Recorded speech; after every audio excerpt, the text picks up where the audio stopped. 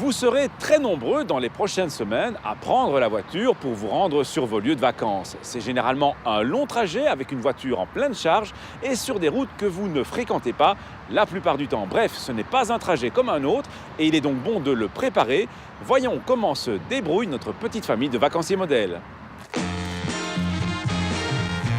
La veille ou l'avant-veille du départ, notre vacancier modèle commence par préparer son véhicule à la longue transhumance. S'il avait été proche d'un entretien, il aurait anticipé celui-ci. Ici, ce n'est pas le cas, mais avant le départ, il vérifie quand même les différents niveaux de liquide. Ensuite, il nettoie convenablement les vitrages, les phares et les rétroviseurs, car la vue, c'est la vie. Enfin, et ce n'est pas le moins important, il vérifie la pression des pneus en se référant au mode d'emploi du véhicule, qui prévoit parfois une pression différente pour une voiture chargée. Comme il a une galerie de toit, notre vacancier se montre particulièrement attentif à la fixation de celle-ci.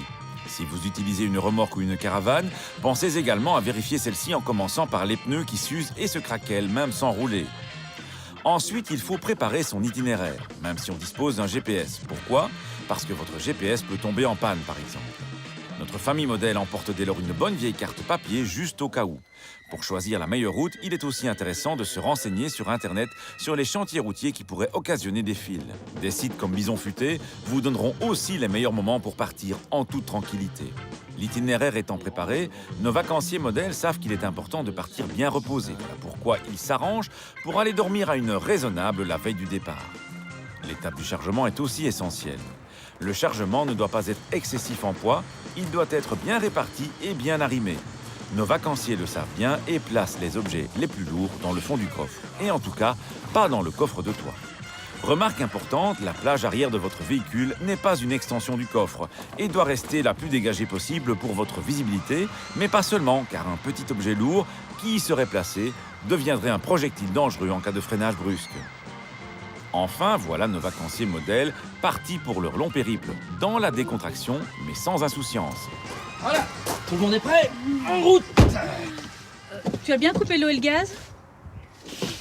Je vais voir. Sur le trajet, ils font bien attention à garder les distances de sécurité, car ils savent qu'un véhicule chargé aura besoin d'une plus grande distance pour freiner en cas d'urgence. De même, son comportement sera moins bon dans les virages, ce qui est une bonne raison de plus pour modérer sa vitesse. Et bien entendu, il n'oublie pas de faire des pauses au plus tard toutes les 2 heures, même plus tôt si la fatigue se fait ressentir. Et puis ces pauses, c'est aussi très bien pour les autres passagers et les enfants en particulier.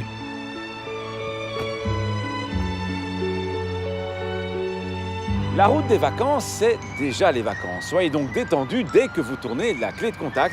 Détendu ne veut pas dire que l'on n'est pas vigilant. Cela va de soi pour le vacancier modèle que vous serez très certainement dans les prochaines semaines.